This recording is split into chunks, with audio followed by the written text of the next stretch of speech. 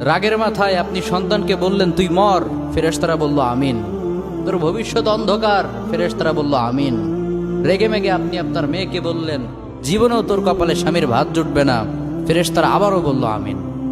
আচ্ছা, আপনি না সেই ব্যক্তি যে তার নিজের জীবনের চাইতেও সন্তানকে বেশি ভালোবাসেন?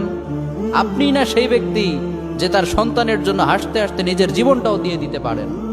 আপনি না সেই ব্যক্তি যে আল্লাহর কাছে নিজের চাইতেও সন্তানের জন্য বেশি দোয়া করে? তাহলে কি করে নিজের হাতে নিজের সন্তানের এত বড় ক্ষতি করতে পারলেন? Doesn't make any sense. Common sense বলতে কিচ্ছু নাই আপনাদের? আপনারা কি জানেন না আপনাদের রাগের মাথায় বদদোয়া করাগুলো ফেরেশতারা আমিন বলে? দাওয়াতুল ওয়ালিদ আলা ওয়ালাদি, বাবা মা তার সন্তানের জন্য যেই দোয়া করে সেটা ভালো হোক কিংবা বদদোয়া হোক, আল্লাহ সেটাই কবুল করে নেয়। এজন্য খবরদার, নেভার কার্স ইউর চিলড্রেন।